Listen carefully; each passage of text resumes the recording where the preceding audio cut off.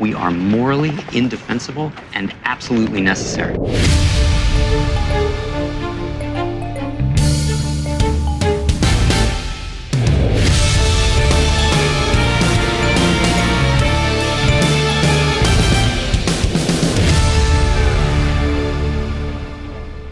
Hello and welcome to another episode of Kill James Bond. I am Alice Caldwell-Kelly. Joining me as always are Abigail Thorne and Devon. Hello. How you doing? And we have committed to this program. We have watched the one good film they accidentally put in the middle of the Bourne franchise as a joke. Mostly. The one that doesn't have Jason Bourne in it. Mm-hmm. We watched the Bourne Legacy, the one where they try to hand it off to Jeremy Renner and it doesn't quite work. I was surprised by this film because I thought this was going to be a soft reboot. But actually, listeners, no. Unless you have recently watched the last 3 Jason Bourne films and taken very detailed notes, which we have, this will be incomprehensible. They won't stop referencing things. It's fully a part of the BCU, the Bourne Cinematic Universe. Uh-huh. It exists on the same timeline as the previous Bourne movie, the Bourne Ultimatum. But partially overlapping and parallel to it. And so we begin in the middle of nowhere in Alaska, where we are introduced to the recurring theme of just a guy lying completely dead in the water and you think it's Jason Bourne. Mm-hmm. But it's actually Aaron Cross, Jeremy Renner, who begins with a perfect Pierce Brosnan emerging from water shot. Mm-hmm. Looking good. Just looms out of this almost frozen lake, hair all fucked up. He's got a beard and everything. And he's there doing sort of Treadstone style training. Yeah, he's training to be a chimp. Yeah, he's training to become a chimp. This is where they train all of their chimps. This is the chimp retreat. Yeah. The company lets him loose in Alaska, in the absolute center of nowhere. Yeah, he gets some capsules. He's taking estrogen. No, that's not even the capsule he gets. He gets a thing with some instructions in it out of the bottom of this lake and then goes and warms himself up by a fire. And we see that he's in the middle of nowhere. We get the big sort of characteristic Jason Bourne camera pullback thing to the whole Alaskan wilderness.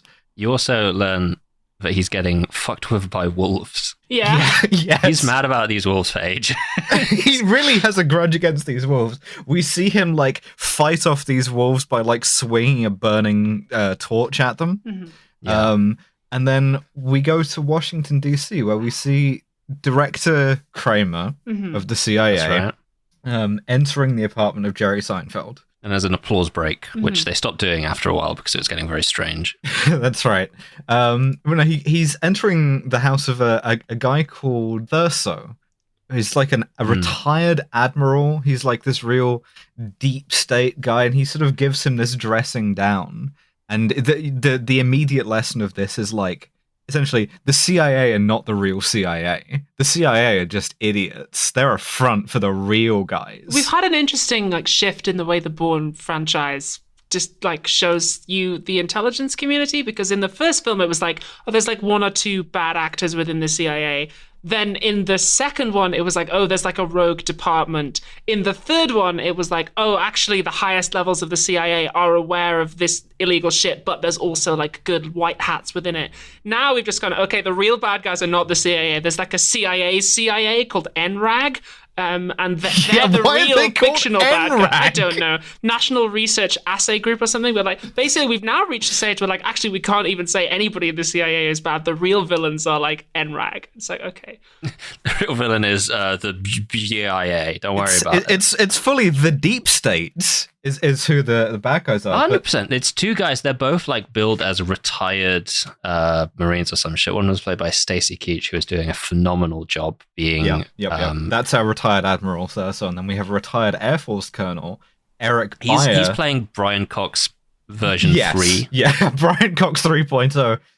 And Eric Byer is played by Edward Norton, and I just love to see Edward Norton and stuff. This is count 1 out of 3 of actor I love to see in stuff appearing in this movie. And honestly, I would say, because you know how this is going to play out if you've ever seen a Jason Bourne movie. It is the CIA, or the NRAG, I guess, hunt a Jason Bourne through a city or whatever, while a bunch of guys go bring that up on the big screen. Check every doghouse, hen house, give me some eyeballs on the street. And there's some like sort of harried-looking bureaucrat who's trying to manage all of this, and I think Edward Norton does the best with it. Yeah, since I Brian like him a lot. He's the first one. Like Jason Bourne, there's always like a guy in the control room who says hack, tap, bypass. He's the first one who I've found like legitimately sinister. Yeah, absolutely. He's good in this role. Listeners, the first half an hour of this film is quite difficult to summarize because it's just like a series of things happen. It's like a bunch of disconnected scenes that like we're not really clear what's happening. I got so many drops from the first 10 minutes, though, of which I have Kramer, the CIA director, talking about Jason Bourne, so you know this is happening at the same time, saying that he's just been in Moscow, and while he was in Moscow, the full Cossack posse up his ass. He had a full Cossack posse up his ass. Very odd. Hell yeah. But then, I think what might be my favorite drop from this movie, to show you that like NRAG are the man behind the man. Edward Norton at one point calls the CIA CIA clowns. Yeah. There's clowns in CIA. In the CIA, just honking towards Bin Laden's compound. Like showing him a flower. Yeah, it's 009, the clown agent. Yeah, that's right. So in the midst of this like disconnected things happening, we also get a flashback to Rachel Weisz, who's looking really good. Actor number 2 out of 3 actors who I love to see in shit. Very pleasantly So surprised. she works for like a big pharma corporation, and we surmise that they make the chimp pills. They make the pills that turn you into Jason Bourne, or whatever it's called. And we see in Alaska that Jeremy Renner keeps these pills. He has like blue ones and green ones. He keeps them in a little like dog tag pill case around his health neck. and mana. Yeah, exactly. And he has to like take these every so often. chimp estrogen. Yes. Yeah, you got to take your estradiol. Mm-hmm. Yeah, one's an androgen blocker and the other is a estradiol. We're kind of like, it's already very heavily implied that like if you don't take these pills on time, bad stuff happens. But so he hikes out of the wilderness into the location of a cabin where we find actor 3 of 3. Right, I was so excited.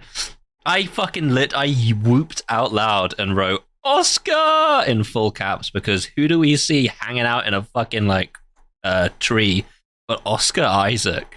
This is genuinely the best part of this movie, I think.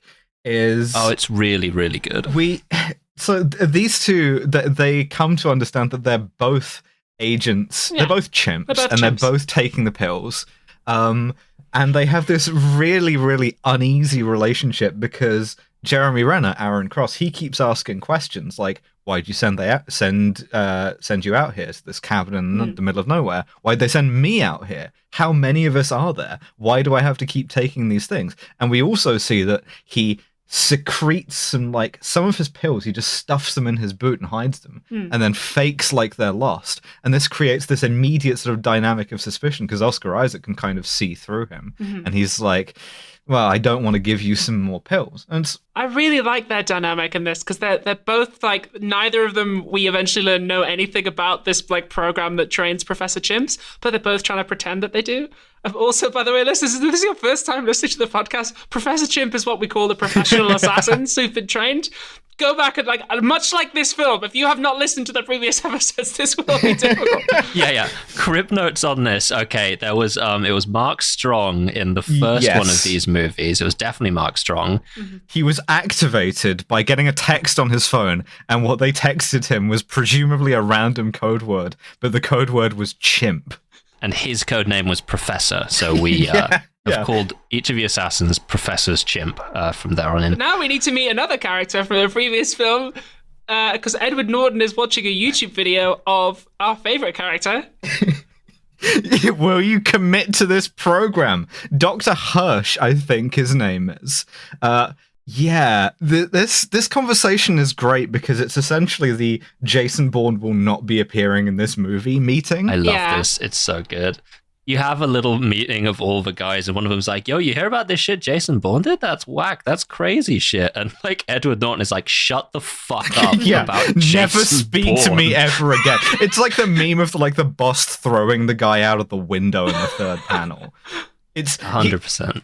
And he has this sort of very menacing bureaucratic affect where he's like, no, this is not about one guy. This is about a cancerous program that the CIA clowns have allowed to infect them. And we have to see how much it's like metastasized so that we can cut it out and keep everything going as normal. So in the first Jason Bourne film, the program to train Professor Chimps was called Treadstone.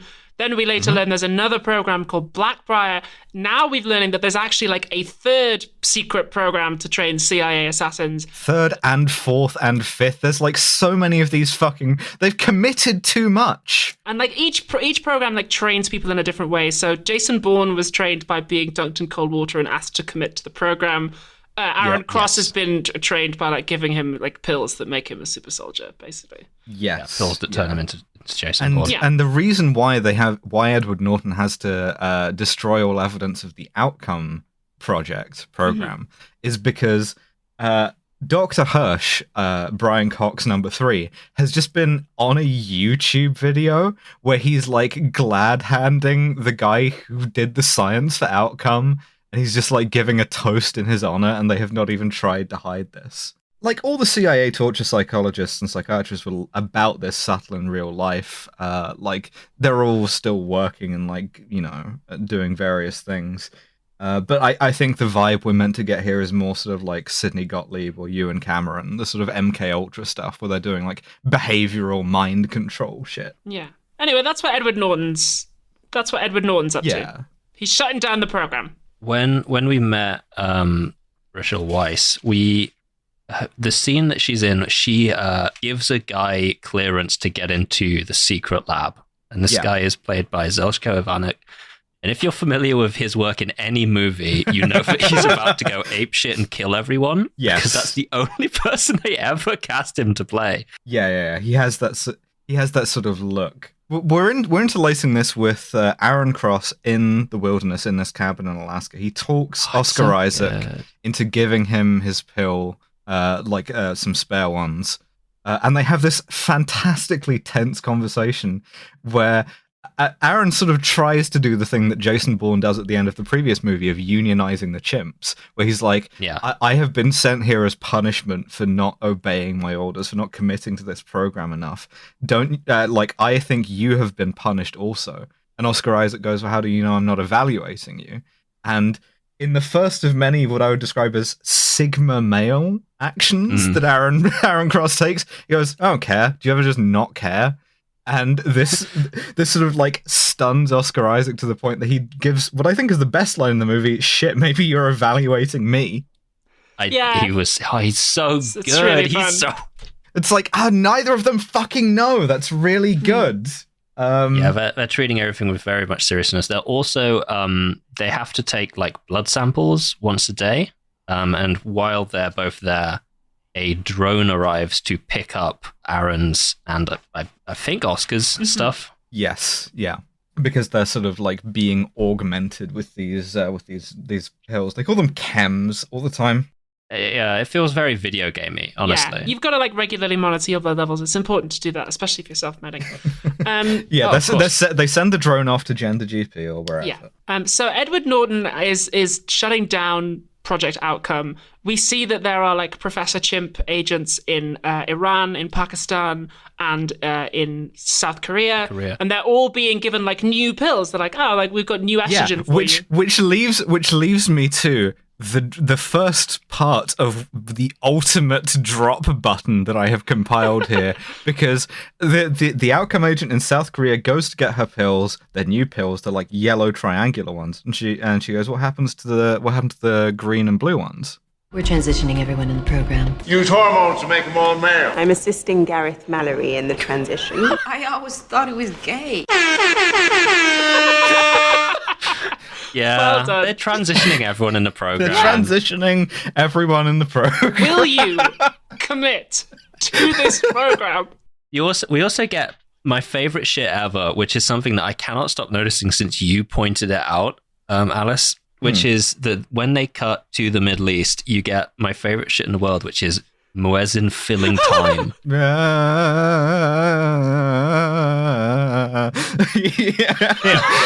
It's so fucking good every time. So what happens is these yellow pills, these are poison. They're kill switches, and so we see all of these guys just drop dead doing whatever they're doing. Intercut with Edward Norton just being sort of sinister in a conference room. This is really good, and my only issue with it is why is I know immediately what's going to happen with this shit. Why is the only one of these guys who's going to survive Jeremy Renner, the least interesting one? Like, give me a movie about anyone else of these people. No, I really like Jeremy Renner in this. I think he's just a really nice performance. He's good, but any one of these people would have been more interesting to me. Give me the agent in South Korea, or the one in Pakistan. I really like him, and I think he's a better character than Jason Bourne, and I will explain why later when we get to a specific moment. He has an arc rather than just being dunked in a tank of water and becoming cool. Yeah, and so, of course, if we're killing off all of the outcome agents, we also have to kill off Oscar Isaac and Jeremy Renner. And so they deploy a Predator drone because this movie has learned about drone strikes. Yes. This is 2012, so it's topical, So quickly was Oscar Isaac planted in my lap, only to immediately take him away. But we do get a genuine phenomenal moment because they hear that it's coming in. They don't even see it. It's heavy snow. They're like, why the fuck would it be coming out right now? It's heavily snowing. And Oscar Isaac's trying to hail it, and they're the two of them are like, what the fuck is going on? And you can see the very second that Oscar's goes Bourne mode. Yes. And he's like, I don't know. There's this unspoken thing that passes between them, and it's okay, it is time to start the killing. I really like the dynamic, and what of course happens is that Oscar Isaac gets killed. He gets blown up by the Predator drone's missile. Yep. And I'm kind of I'm in two minds about this, right? Because you've killed off the best dynamic of the movie, and I would have enjoyed more of this. I don't necessarily want a buddy Bourne movie, but these two together for more of the running time, I think would have been really fruitful. And as it stands, you just get this one good scene, and it's enough to make you sort of it makes it impactful that Oscar Isaac has been killed, but it's not as impactful as it could be. Yeah, absolutely. But so all of the outcome agents have a tracking device implanted in their hip, and so when Oscar Isaac is blown up, Jeremy Renner, now in Bourne mode, knows that that's how they're tracking them. And so he just puts a plate and some tinfoil over his hip in a sort of improvised RFID blocking thing. Yeah, it's quite fun. Because you can see, you get another classic people in a control room scene, which, the drone pilots who are just all right, well, there's another signal here. Let's just go ahead and fucking nuke this shit. And then it disappears because he puts the RFID blocker plate and tapes it under his shirt, and they go, oh well, fuck this, all right, we'll be back. And of course they do come back. I find the drone scenes in this movie a bit anemic is the thing. I think they kind of captured the sort of looming horror for a second when they're just in this blizzard and they're looking at each other what the fuck. But after that, it's just kind of, there isn't that sense of predation from a Predator drone. No, absolutely not. In fact, Renner predatorises on it, right? Because he goes up there and fucking shoots it down with just a normal gun. Which does lead to Edward Norton, one of my favorite moments from him, where after they get shot down by Jeremy Renner with a rifle, they go, what the fuck kind of weapon system is he using? And one of the CIA goons goes, I think he just has a rifle. And they're so obviously hurt by it that to spare their feelings, Edward Norton goes, it's a high-powered rifle. It's so good. Just don't worry, it's it's quite my little pilot is sad. I should say there is a profoundly stupid bit which we're glossing over here, which is the way in which he shoots down that drone is when it comes back, so he's been bitching about these fucking wolves Every scene in the movie, that's the weakest part of the rapport with Oscar Isaac, because he's like, yeah, no, the wolves followed me over the mountain. I got to do something about these wolves. Remember the wolves Fuck that are these in this wolves, movie? they're rude. Yeah. Oscar Isaac gives him a gun to fight the wolves. So what he does is he surgically extracts his own tracking device, waits for the wolves to show up, and then he force feeds it to a wolf. This he like is so gets the fucking wolf. cool. He gets the wolf in a headlock, and then like a dog you're trying to make take a deworming tablet. He's just like, swallow it, fucking swallow it, and he like gets it. He feeds it to a wolf. And the wolf runs away. You know it's gonna happen from the fucking The wolf gets fucking atomized. from the instant this scene starts. It's like there is Jeremy Renner, there is a wolf, and there is a predator drone approaching. And I wrote, "Holy fucking shit! Holy shit! They're gonna drone this wolf." Wolf destroyed. Like, This fucking The wolf wolf is like raining down across like a square mile of landscape.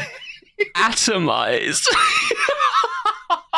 And obviously, with the wolf dead and the chip exploded, they go, "All right, got them both. Nice." The weirdest thing is drone dries off. they're like looking at this valley with infrared, with thermal imaging. That's how they're tracking the wolf. Mm-hmm. That's how they know to blow up the wolf. But Jeremy Renner is also there, and he's just wearing his fucking like Arc'teryx jacket and shit. It's a really like, good jacket. It's really nice, but like, yeah, Arc'teryx is good. I like the Arc'teryx leaf stuff, but that's neither here nor there. But like, how do they not notice him? Like, they look around and they're like, "Yep, it's all quiet. It's all cold and still." It's like, where the fuck is Jeremy Renner at this point? Like, He picked up a power up. there might have been other thermal signals, like in the forest from animals, deer, wolves. Maybe they're like Jeremy Renner in perfect wolf pose. he's like standing like a deer, or he's like rats on. Yeah. I don't know. But anyway, they annihilate this wolf, and they're like, "Jobs are good, lads. Well done." Clapping each other on the back, and then they crack off. Yeah. They will persist. They will persist in thinking that Jeremy Renner is dead for the next, I would say, Most third of, the of film. this movie. Yeah. Yeah, most of it. It's yeah. Which actually leads to like quite a genuinely good experience of watching the movie. Like it, where they're just like, "How the fuck is all this happening? What's going on?" And they don't realize that they've got a chimp loose in the system. So of course the next thing that has to happen in order to burn Project Outcome to the ground is the nerds. They gotta go.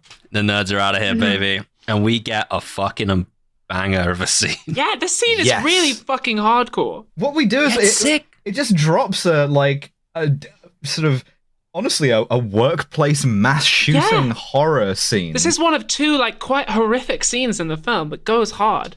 It reminds me a bit of The Foreigner in a way that made me less upset, in that it really does drop something on you with some, I would say, relish. Like it really does not spare any any horror. With a guy goes crazy and shoots all of his coworkers while looking completely impassive, and we follow Rachel Weisz as she just about survives sort of perilously. She locks herself in an equipment fridge or something.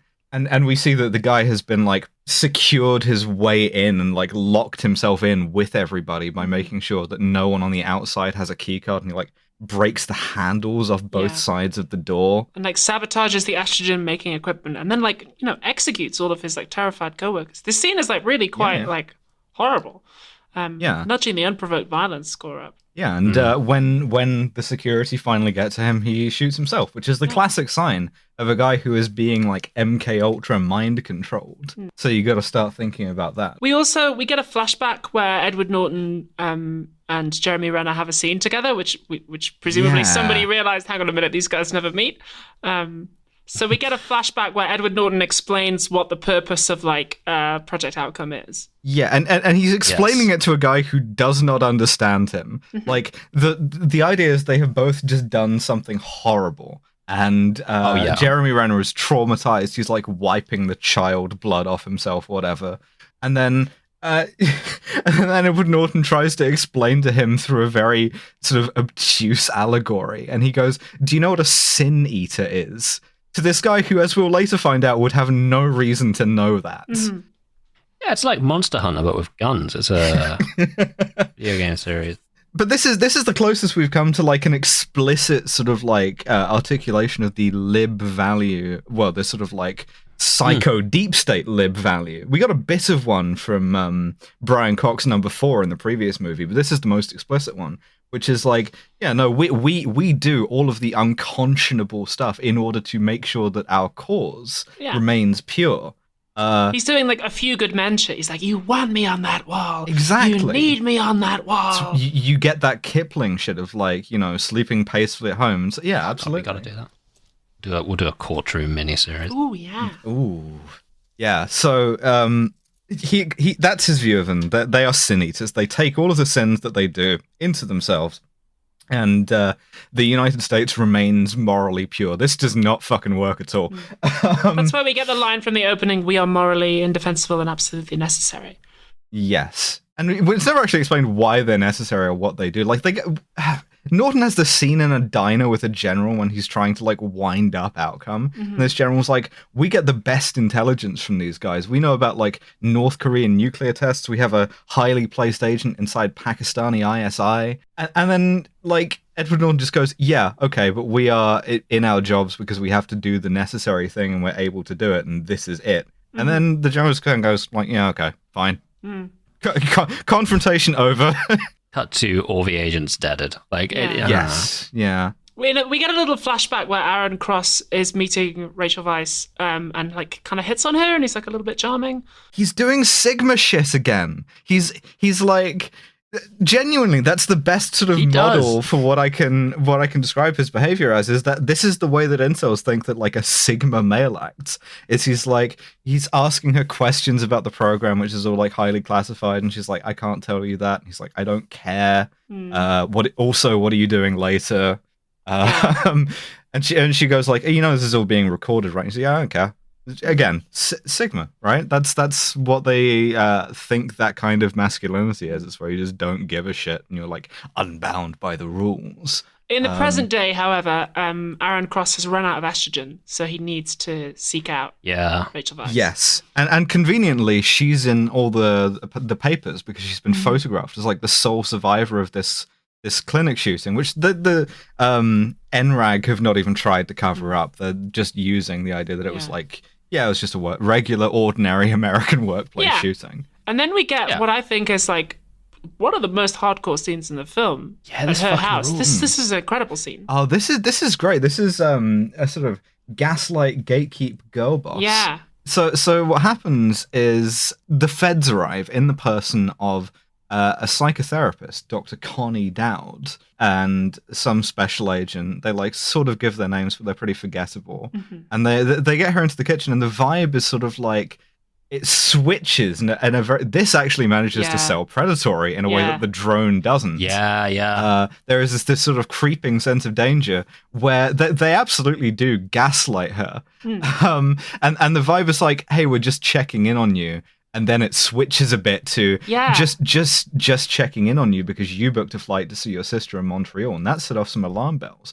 Are you sure that you are committed to this program? But then the vibe switches again because they said, we're just checking in on you because, you know, Dr. Hillcott, the guy who did the mass shooting, you know, we found documents showing that actually he was obsessed with you. Did you reject him? Like, it's totally normal to feel guilty and like you were responsible for what happened to your colleagues, but you're definitely not responsible for this. You're not having any suicidal thoughts, are you? Like, they literally, they do come back and the agent's like, I found her gun. You know, you're a real risk for suicide right now. And she's like, I'm not gonna fucking... They try and get her to kill herself. Like they try to unironically Kaufman her. Like this is the first truly literal Kaufman star because Dr. Connie Dowd, I have a bit of a crush here, I'll confess that much, is just ruthlessly gaslighting her. Like, yeah, of course it's normal to feel guilty given that he let you live. Yeah. Which is not what fucking happened, and we know Certainly that. not what happened. Yeah, like, basically, like, they try and get Rachel Weisz to kill herself out of survivor's guilt, and when it becomes very apparent that she's not going to... They are just fully on board to, like,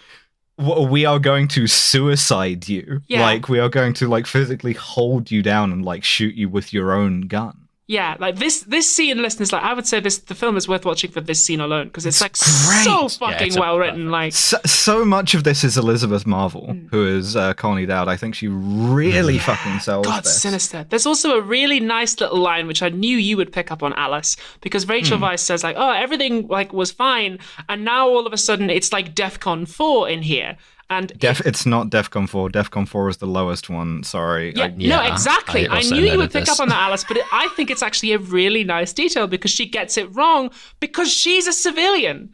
That's She's a a nerd. really nice little Yes. detail. Like, Also, there's been like very little in this movie. Like, one thing about the Bourne franchise is that it does occasionally try to sell you on the idea that like being a part of this secret world is not cool. It isn't based unless you're Jason Bourne, and even then he kind of hates it. Where like these two things are obviously in tension, right? You can't be like, oh, it sucks to do this, but also you can effortlessly beat up anyone who opposes you. But they do try, right? But one divide that they've kind of had is that like anyone for whom it's really, really unpleasant is either like in the way of one of the chimps or they're an insider, right? Like even the sort of like most civilian adjacent, like Nikki in the previous movies, she's still a CIA officer, right? Whereas now it's creeping towards like having a security clearance is not pleasant or cool because you have invited these people into your house and they can fucking kill you at any time. So they're trying to suicide her. And much like Lea Seydoux going, James Bond, you don't have to be James Bond anymore. This is an invitation for a guy to enter and kick you so hard in the face that you fly across the room. Because Aaron Cross just enters. he saves her, and they have a good gunfight, and I can see it. I can see what's happening in this film. I wrote it down. I can see what's happening. It's still a bit cutty, but it's like, it's fucking letter grades better than Ultimate. There's even a moment where I thought they might specifically be giving the middle finger to Paul Greengrass because there is like a really long uncut shot of Jeremy Renner leaving the house, climbing on the roof, climbing on the top roof, going through the window, and then shooting someone where it like doesn't cut. And I was like, are you deliberately like trying to make Paul Greengrass look like shit by putting as few cuts as possible here? It's really good. It does a little slow-mo bit when he does that parkour, and I expected a little spinning Jason Bourne head to come up. But no, I mean, I love the like the NRAG guys. They have these like really slick short MP5s, and they like the way that they clear the house. They like move professionally and methodically. They talk to each other. That's something that you never ever see in movies. Is like instead of going into this dark basement and just waiting for Aaron Cross to shoot me in the face, I'm gonna yell to the guy who I believe is down there, like, "Hey, you okay down there? Yeah. Or have you been killed by Jeremy Renner?" It's really, really good, but of course the outcome is a foregone conclusion. He kills all of them and sort of secures the tentative, if terrified, trust of Rachel Weisz, who has been pointing her empty gun at a door for the last 5 minutes. But so he gets her help to kill the last guy, which is nice. I like this.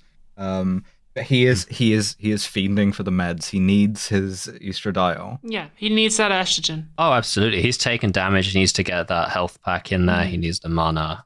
He's used a lot of special abilities.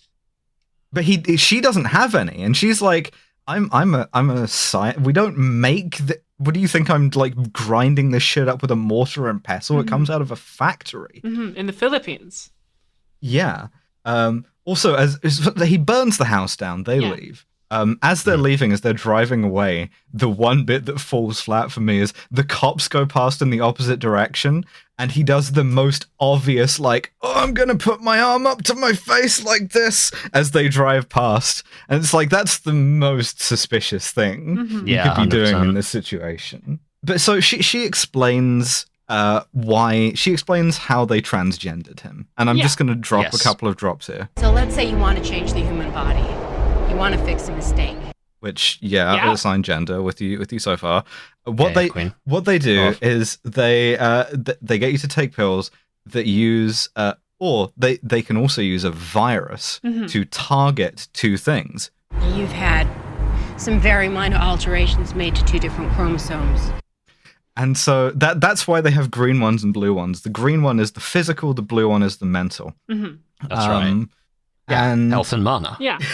yeah, exactly. Very literally. But she's surprised that he's still taking his health pills because he doesn't need them. What they did is he's been infected with a virus that sort of locked in those changes permanently.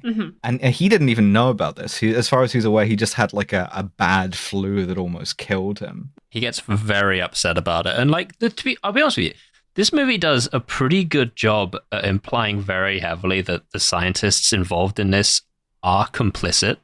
Yeah, like, it's a nice it's not like, oh, I didn't know, is not an excuse that he accepts or that the movie accepts, which I really do quite like. The thing about Dr. Hirsch, right, is that he's in the previous movie for about 5 minutes going, will you commit to this program? And then when Jason Bourne actually gets to him, he's like, yeah, how's it going? Everything's fine. Don't worry about What's it. up, Chief? And then they kill him off screen halfway through this movie, by the way. There's like a news story. It's like, Albert Hirsch, dead as fuck. No worries. Yeah, And you're NRAG like, okay, has had him got... He died of heart failure, which we never actually hear is officially them, but it's like implied. Oh, so Hirsch never gets to like sort of advocate for his viewpoint at all, which I guess makes sense of his character, but like Rachel Weisz does. She's like, you know, I just work in science. I'm interested in the science. I thought I was serving my country. And she has this sort of great moment of hypocrisy where she turns to the guy who she's been like fitting up with the sort of magic estradiol, like and she fully experimenting on. Yeah, and she goes, and I know you don't care, but I made a huge sacrifice. I couldn't publish, I couldn't conference, I couldn't tell a single person what it was I did. Which is just it's so fucking perfectly so like made. myopic. It's like so egotistical, and it's like, yeah, no, I totally believe that she would think this. And it gives her a great motivation to like help him for the rest of the film, namely guilt. Yeah, absolutely. Oh yeah, I love these scenes. Anyway, she says if they can go really to next location, which is the Philippines, and they can get some of this live virus, then they can inject him with that, and assuming he survives, that will also lock in the blue pill, the mental changes stuff. Yeah. Also, I should point out that we do have another example of the like, I want to get off Mr. Bowen's wild ride here, where she is like, stop the car, and he's like, yeah, go ahead, they'll just kill you. And she's like, you make an excellent point. So he's like, get out the car, go on, and she's like, He gives a nice performance in this. I like so we cut to the back room of the pharmaceutical company, which is like making these pills, which they're marketing to the general public or are about to. And the names that they've given them are Requile and Suppressilin, which I really like. They're so bitch. This is not evil. Take your Suppressilin. Take your normal effect. Like, yeah. I'm not taking this shit. We gotta watch Equilibrium at some point. Yeah, we will. Gattaca. So, but we see Edward Norton is in the back room conferring with like various deep state guys. Hack, tap, bypass, contain. One thing that is really funny is that because this is happening parallel to the previous Bourne, we get to hear the director Kramer at one point bitching about the Guardian journalist, which does give me a good drop. This guy's a writer for the Guardian. He's really transphobic. Oh no, not the Guardian. You've got to save that in case we ever get Hussein on as a guest. but so because it's tied into the previous movie's idea of like the Guardian are so crusading that you have to fucking kill them before they give up the story. One of the things that Edward Norton tries to do is to smear Rachel Weisz to be like, oh, she's unreliable, she's dangerous, she had like a DUI. And then 5 minutes later, the Washington Post runs with this, and he's like, oh, we didn't even ask them to do this. And that's so fucking funny. Yeah. He just goes like, there's a lass in there who's like the spin doctor, and she's like, all right, we'll just be like, no one can go near this house because she stole some samples and it's dangerous. And like, they look, and they're like, oh, not only are the Washington Post gonna go with that story, but they've also dug up a DUI and included that. Yeah. Democracy dies in darkness. Yeah. There's also something that I noticed in these scenes of Edward Norton in the control room, which is that the Jason Bourne films are all supposed to be taking place, I gather, like within a few months of each other. like 2005 or so. Yeah, but like Oh, yeah. technology has like now moved on. So whereas in Jason Bourne 1 they all had like massive mechanical keyboards and CRT monitors, now they've got like drones and flat screens, and I'm like, wow, technology has really advanced quite far in the Bourne universe. Yeah, no, like, we saw this shit on YouTube, and like, if you look at the timeline, YouTube would not have existed at this point. Yeah. But that's not the kind of fucking criticism I like to do, baby. Edward Norton is using the classic INTP laptop. He's on a Lenovo ThinkPad, just this massive. Yeah.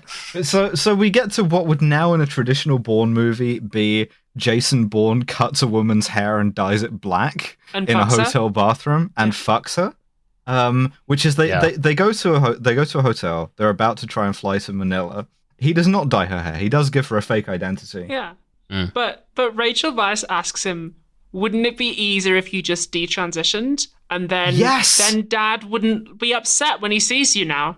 She literally says, "Why do you want to stay enhanced?" And I feel like the clue is in the meaning of the word enhanced. Why do you want to remain cool? What the fuck are you talking? He's a super soldier.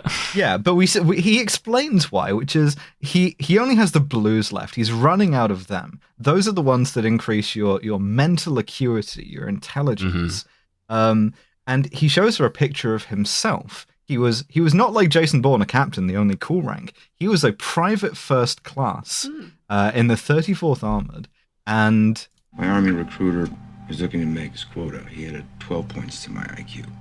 it's the minimum IQ requirement to enlist in the United States Army. 85. So a 73 IQ, pretty profoundly disabled. Oh, I would absolutely, say. yeah. So that raises like a number of genuine questions about the recruitment process for this. Yeah, because we see a video of him later where they are recruiting him, and he doesn't really know what state he's from. He's not entirely certain of like where he is. Yeah. And it's like, okay, but Jason Bourne, right? Jason Bourne was a volunteer. That's why he had to commit to this program. And he was like presumably sort of like outstanding in his field and shit. Then so they had all that shit to build on. This guy is like some random PFC who shouldn't have been in the army in the first place, who then got blown up. Like he's sort of been wounded by an IED, and then they go, okay, yeah, this guy. Yeah, this is our super soldier, baby. Yeah. I'm not sure if the like point of that is that these guys are like disposable, or I don't know. I don't know if it's intentional or not. I think it's interesting if it is. I thought it added to the kind of predatory vibe of NRAG. Yeah, that's for sure. Yeah, absolutely. It definitely casts the military as predatory, which is again accurate. There are a lot of people who were enlisted in the U.S. Army who should not have been. It adds to Rachel Weisz's guilt, like, oh fuck, like we really kind of fucked this guy up. It also gives us quite a hilarious ticking clock, which is that if I don't get my chip estrogen, I will become a dumbass. Yeah, that is. He literally says this to her. He goes, it's so fun. Oh yeah, have you ever seen someone go off the blue meds? Because in training they told us about it. It's not pretty, and I've got a lot dumber to get. Which is like, that's so fucking brutal. I wish they'd run with this more. Like when he gets off the plane in the Philippines, he's like reading Jordan Peterson. Like, this guy's got some good points, and like he's like starts off with like a broadsheet, and then like gradually get into like reading the Daily Mail. Like he's got the Beano. Like they have when they do the like pre-Bournification scenes with him, it's so fucking funny because it's like. The ticking time bomb here is that if this man does not get his meds, he's going to become Tropic Thunder Simple Jack. But it's quite fun. Like he starts off listening to Kill James Bond, and then by the end, he's like listening to Less Intelligent Podcast here. Fill it in. Yeah, he's listening to like Trash Future. He's going down to. He starts off watching Philosophy Tube, and by the end, he's watching something else. So I mean, let me just say here that the sort of the views of intellectual, like emotional disability or whatever, are not those of the podcasters, right? Those are the ways that the movie fucking portrays it, right? You literally get video of him doing this, and they're like, this is what will happen to me if I don't take the pills, and this is something that I am willing to risk my life to avoid. take that as you will, right? So they make it to Shanghai, baby. No, they don't. The fuck am I talking about? They make it to the Philippines. In a curious little detail, they fly business class. I'm like, whenever I'm on the run and trying to stay low, I fly business class. he forges her a new They're not gonna check passport. business class. And I'm gonna keep it real with you. You're not forging a passport in a hotel room, especially when you're bleeding IQ points. But so they go through the airport together, and at one point, like, they separate in the airport because they can't be seen together, they can't be filmed together. And they gave him Jason Bourne phone training because once she's through security, she sits in a cafe, and this happens. Where are you? I'm right behind you. Hey! He can't help it. Hi. Hey, Queen. Looking good. You're looking tired today. Yeah. Also, Rachel Weisz in glasses. Hello. Well, Rachel is generally hello, and she loves playing this kind of role. She was sort of playing sort of broadly the same one in The Constant Gardener, which is also on my list. Also, there's a bit where Jeremy Renner gets on the plane, and because he's like suspicious and paranoid, he has a jump scare seeing a guy who looks exactly like Joe Biden just in a seat across the aisle. It's fully the like Mulholland Drive like kind of jump scare, and it's just. I'd also be quite scared if I saw Joe Biden. Oh yeah, absolutely. I wouldn't. I would immediately enter death mode. While they're on the plane, we enter boredom mode because we got to do at least 15 to 20 minutes of all of the previous movies where like a guy puts stuff up on the big screen, priority one, get me some eyeballs on the street, toll roads, outhouses, hen houses. Put a big marker down right now. Everything up to this point, I fucking loved. I had such a genuinely good time with this movie, and then everything after is The Bourne Ultimatum 2. This is where the downhill starts. That's it's such a shame because they had so many genuinely like good ideas, but just not quite enough to fill a movie. It doesn't. I'm still enjoying it at this point. For me, it doesn't get really bad until the last half hour. Yeah, but, not till they escape the lab. Yeah, we have to deal with a lot of like CIA clowns. So I like the big Aussie guy in the Oh, Philippines. we'll fucking get to him. But so yeah, because they get to Manila. Jeremy Renner is at this point becoming more and more out of it, but the way in which he's doing it is like this is this sort of horrible fate for him that they've teased us with, and he just kind of seems a bit tired, like groggy. He like effortlessly blazes his way through a conversation to like get the security guard to let them in, and then when they're in the secret lab, he just kind of like loses focus a bit. Yeah. It's a bit sort of underwhelming. But so with very little fanfare, they just get in the secret lab. She opens like a cabinet that has the virus in it, and she just jabs him up with it. Yeah. And he gets the 5G or whatever. And then we get the moment that I quite like, and the moment that establishes why I like Aaron Cross more than Jason Bourne, because the plant security sends some guards down. And if this was Jason Bourne, he would have like made a trap out of paper clips and beaten them up. But Aaron Cross talks to them first, and that's what I like about him, is that his first instinct is to use like his persuade skill.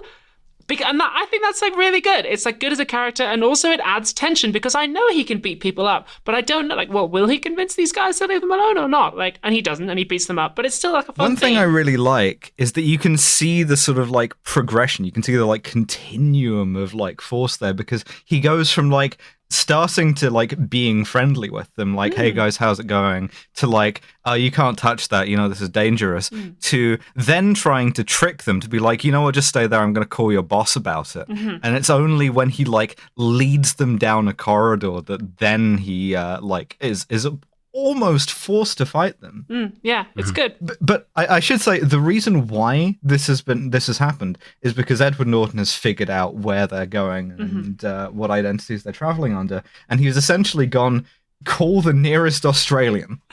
Yeah, there's a big lad. He calls this guy up. He's called like Shane. Yeah. He calls this guy up and he's like, all right, listen, I'm sending through 2 pictures of two people. I just want you to let me know if you've seen these guys. And Shane's like, fucking hell, yeah, no, we've seen them. Yeah, they're downstairs. Yeah, I'm just about to send a guy down. And they're like, all right, don't do that. Yeah, Wait a say minute. goodbye to those guys. It's just don't let them leave. Also, the sort of casual vibe that Shane has going on. He's wearing a. It's really cool. He's wearing a Rolex Daytona. He's got frosted tips. He's wearing a striped like a polo big Ralph Lauren. shirt. It's fucking great. He's got the most perfect head of security vibe of all time. Yeah, man. it's nice so casting. good. He's just yeah. yelling at everyone. Yeah, absolutely. Amazing. Also, back in the CIA control room, one of the guys who really is taking a lot of initiative goes, "Why don't we deploy Professor Megachimp?" This is where I got so upset. Yeah, because they've got another secret kill squad. It's a new secret kill. This one is called Larks 3. Project's Tom Clancy's Hawks.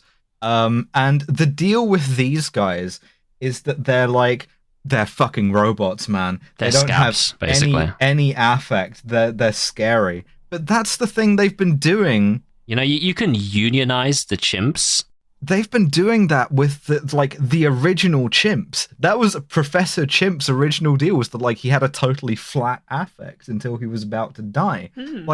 And you can't order an actor to act flatter than the last guy who was acting totally flat.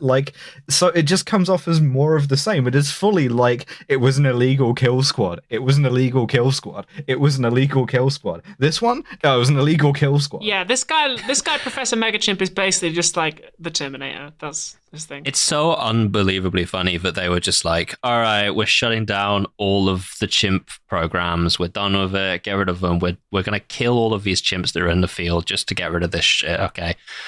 All right, we're in some danger. All right, we do actually have another chimp program also going. We could just grab a guy from there if you want. Yeah, they've ring fenced each What do you chimp mean? with another chimp. It's How many one chimps to have you one. got? Yeah, if one of the Tom Clancy's Hawks guys goes rogue, they got another chimp outside of that to take them out, and they're even And a fucking more nesting doll of brainwashed. chimps. That they're just like, all right, go another layer down. Fuck it.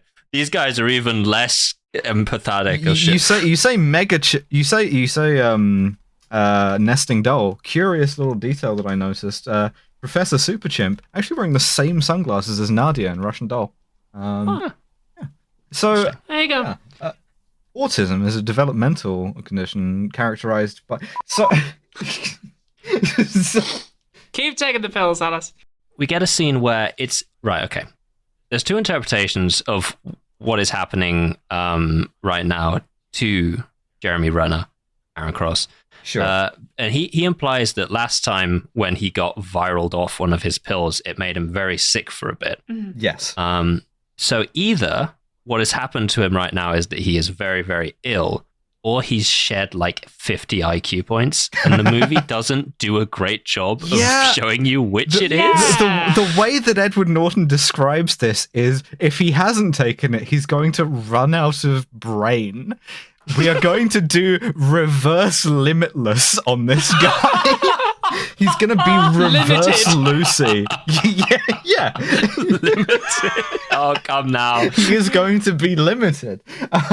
So on his way out, he beats up the head of security, Shane, takes his watch. There's a bit that I like because they're in a crowd of workers who are fleeing. There's a bit that I like where he hides by calling for security to seem Yeah, that's normal. quite fun. Which is cool. Yeah, it's But good. he's getting seriously sick, and Rachel Weisz has to carry him to a hotel in the back streets of Manila, where they are, sort of safe for a bit while he sweats out this fever. And we get a nice Aaron Cross thing where he's like, you can leave. There is $40,000 stitched into the lining of my jacket, and also I have this Rolex. I could have told you this previously in the car, but, whatever. You were being a bitch then. Well, he still needed to get... That's true. He needed her to get viraled off, and he's like, all right, we're done now. You've done everything that you can for me. It's cool of you. Do you want to just skip? Trade offer. I receive brain. You receive. And of course, we've outgrown... $40,000 and a Rolex. the cool 90s sex scenes from the original Bourne Identity. Even the Bourne movies had outgrown those by the next one. So, like, at no point in the movie do these two do anything more than hold hands. They don't even kiss. I like that. I like that they're just friends. It's nice that we don't get like a comp-het romance. Like, there's like a little bit of like maybe there's something between them. There's a little bit of it, yeah. And it's kind of implied that, well, maybe when they sail off together at the end, like maybe something will happen. But I like that they're just kind of friends. That she like comforts him. It's nice. To me, it reads like comp-het, but they're too pussy to show anything. Penetration or nothing. Yeah, you want to see the dick? I want to see the Jeremy Renner penis. Yes, I do. Yeah, the enhanced penis. Yeah, he's got a third pill that he takes. Yeah, absolutely. That's not a pill. That's a testosterone cream diluted in moisturizer. That's it. Will you need to grab me some of commit that shit to this program? Okay. Yeah. So he's like sweating out the virus, right? She goes for medication to go and get him some paracetamol, and as she does, a million Filipino cops go past the door like fucking Inspector Zenigata, right? They're like massive cops. It's like a pile of them, like fucking World War Z Brad Pitt zombies, just over. And Professor Megachimp is there also. And the CIA, sorry, NRAG, are like hooked into the Philippine police, so they're like watching all of this on cameras. But Rachel Weisz warns him. She like shouts to him, both getting the cops to chase her, but alerting him in time to escape by doing some parkour shit over the rooftops while she runs. And this is exactly the scene from Morocco in like the previous Bourne movie. It's unbelievable how fucking perfectly it is just the scene from Morocco. Like, it's the same scene. He's doing parkour, he's being chased by a chimp, there's a bunch of cops, and then later on they transition to motorcycle cops, which are the cooler cop. And it's like, I've seen this. Yeah. I've watched this happen already. She's like trying to escape. We once again get the like crowd as like sort of impediment, which speaks strange language and so on. She tries to hide, but like a woman kicks her out of her house and calls the cops. They do. There is a nice moment where like where Jeremy Renner and Professor Megachimp get caught in a narrow alley between two buildings, and they have to have like a fist fight in like a 1.5 foot gap. That was quite cool. I wish they'd done more of that. Yeah, but then, of course, we have to get to... Professor Megachimp does some parkour down a big like set of scaffolding, but then we have to get into a motorcycle chase. And at this point, simply old habits, because two things happen. First of all, this is entirely the chase scene from Moscow in the second to last Bourne movie. The full Cossack posse up his ass. With the cops chasing him and the chimp chasing him.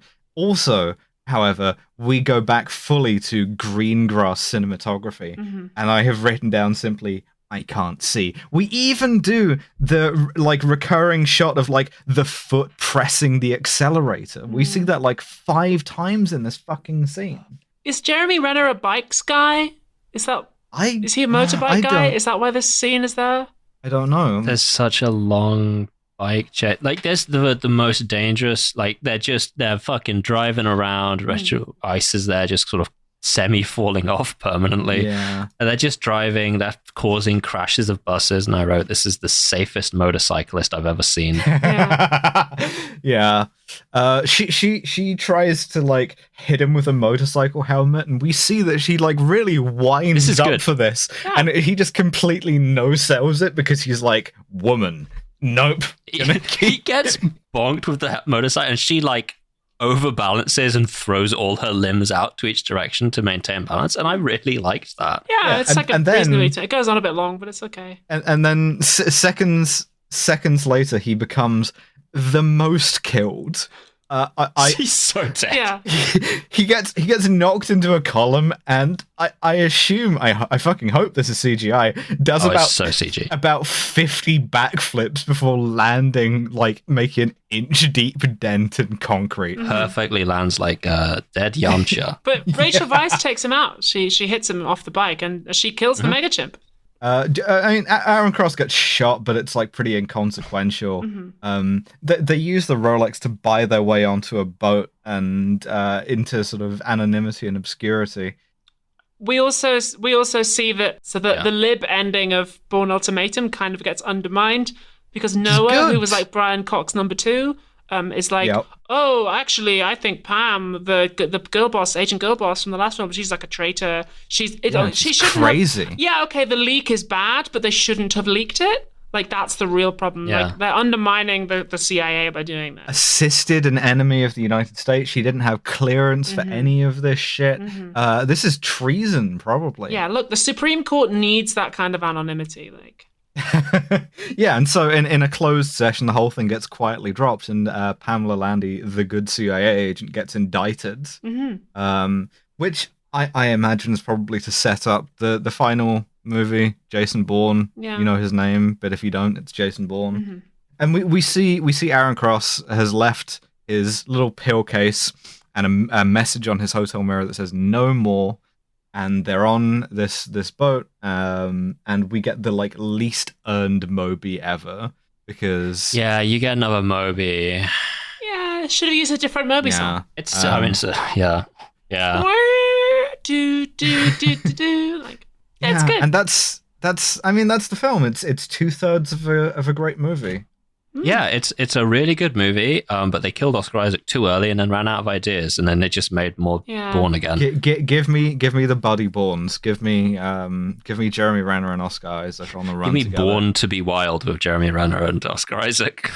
Yeah, Bourne to be wild. Yeah. Yo, I have a drop for this. Top secret man crush. Fuck it. I hope that's what they do with the final one. I hope it's Jason Bourne and Jeremy Renner. I assume it isn't. I have a theory about this film that it was originally written to be something else, like a standalone. I can't prove this, but it feels like it was written as a standalone script that then got Bourne-ified. Yeah, I'd buy that. I mean, a lot of that sort of like horse trading, of course, we know happens. I totally believe that. Also, one thing I do have is I have 2 more drops, which are very related to my complaints about the last half hour. One is just a funny noise that Professor Megachimp makes when he crashes into a car.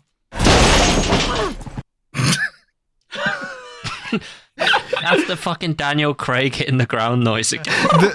The second one is this is Rachel Weisz's only line for the last 10 minutes. It's incredibly loud, and she just activates whatever mode this is.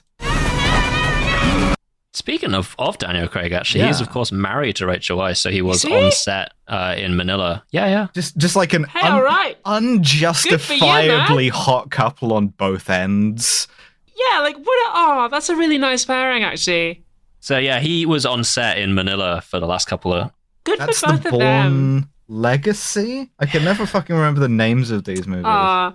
That's really, really sweet. And wouldn't it be great if somebody in their family listened to the podcast? Anyway, we have a science-based rating on this podcast. Yeah, we have a lot of people want us to do Girth again. We got a lot of feedback that Girth is sort of a better system than Scum is. Scum was tailored to Bond. This is not a democracy. It's not a general. Well, hey, I'm saying it. There's 2 of you. If you outvote me, I don't give a glory, fuck. intellectualism, respecting the troops, and heterosexuality versus smarm, cultural insensitivity, unprovoked violence, and misogyny. I think there's more to talk about. Like I would miss the loss of misogyny. Yeah. Yeah, that is true. Yeah, Don't clip that out the of misogyny is based to me. Yeah, sorry, but I'm afraid the drop is misogyny is very funny. With that in mind, we have a science-based system. It's called the Scum system. Starting with smarm. The amount of smarm in this movie, I would say, vanishingly low. There's very, very, very little. Like all of the smarm comes from sort of gaslight gatekeep girl boss Dr. Connie Dowd being like, have you ever considered that you're insane, my dear? Quite insane. And also, you're going to kill yourself now.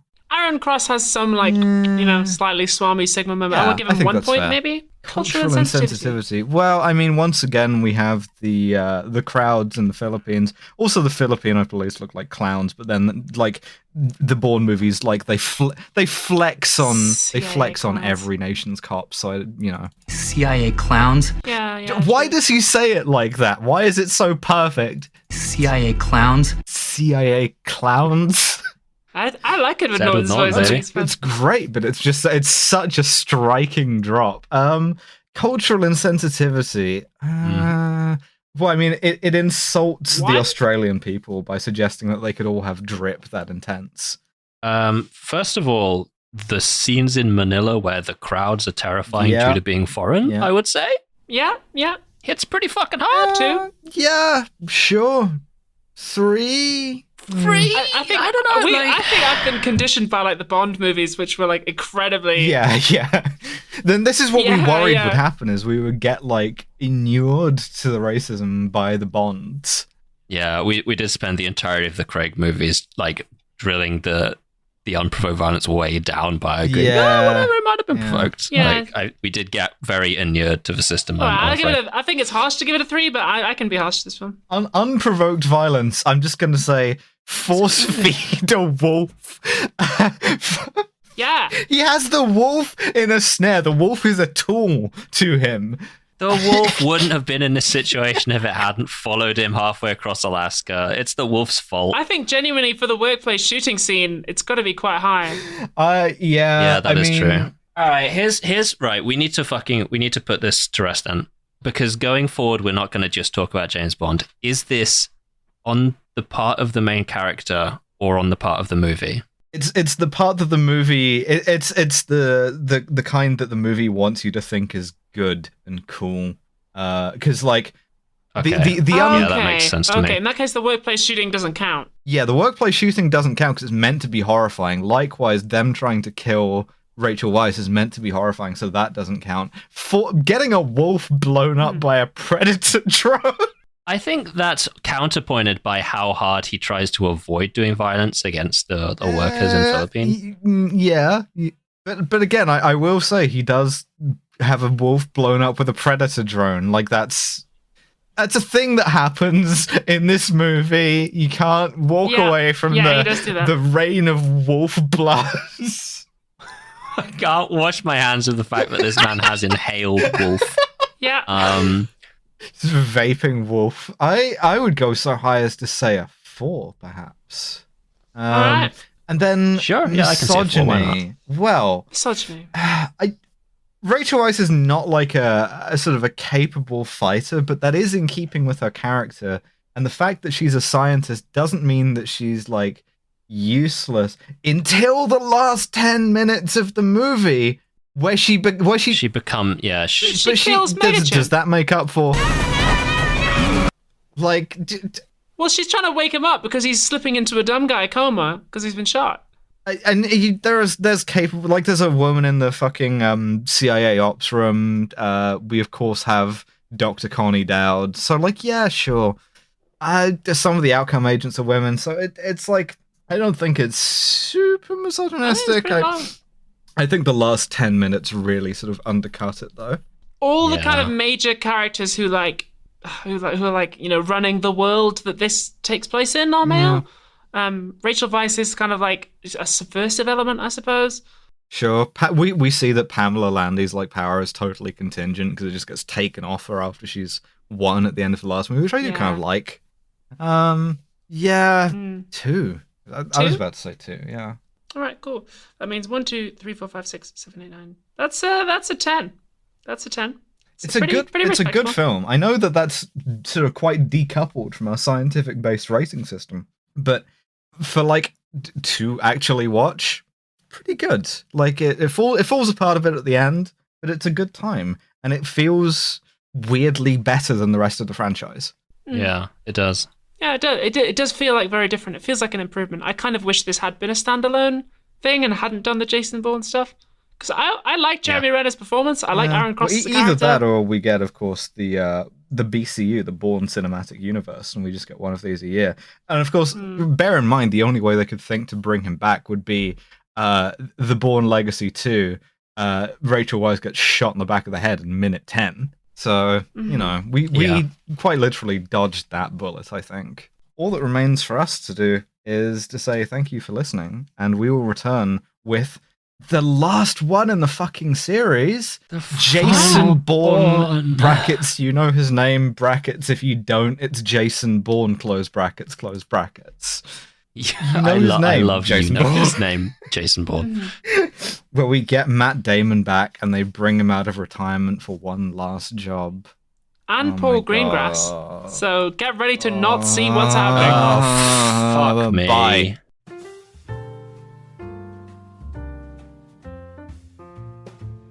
Thank you for listening to yet another episode of Kill James Bond. The name change is coming up soon, ladies and gentlemen. We're about to summon it. Next episode will be on the free feed in 2 weeks' time, which will of course be the self-titled Jason Bourne. But if 2 weeks is simply too long for you to wait, you can head on over to our Patreon, patreon.com/killjamesbond, where you'll get a bonus episode next week, which is The Mask of Zorro, with guest Maddie Lubchansky. Speaking, of course, of our beautiful patrons, we would be nothing without the support of our £15 and above patrons, and those are Christine Fox, Fawkes Winchester, Paint McCalla, Jack Holmes, George Rohack, Thomas Oberhard, Charles Schultz, Nikki, Carolyn Tankersley, Library Hitman, Max Kapinski, Benno Rice, Michael Ludder, Kit Devine, Amanda Rogder, Max Gamenhard, Jonathan Gerdes, Dread Pyro, Robin, Hell Bloodhands, Kentucky Fried Commie, J. Martindale, Fremen Commissar Jen, Phoebe Olivia Harper, Ellie Without the E, Mothman, Tarp O, Sydney Steckel, Big Titty Goth Girl, Timothy Pajorni, Trip, Amber DeGrazia, Charlie Out of the Closet, Jenna and Paul, Zoe Shepherd, Elizabeth Cox, JM111519, Finn Ross, Alfredo, I make Devon say this out loud, Philippa Smith, Rail Leal, Wolfie, Tristram Wolf, Al Owing, Richard Drum, Lucy Kiwi, Faye Haven, Millie, Bon LeBon, Josh Simmons, Lauren Bastion, Penny Banks, and Raised on a Diet. Thank you. Kill James Bond is, of course, Alice, Abigail, and Devon. Our producer is the wonderful Nate Bethay, and our podcast art is by Maddie Lubchansky. And the website is by Tom Allen. See ya.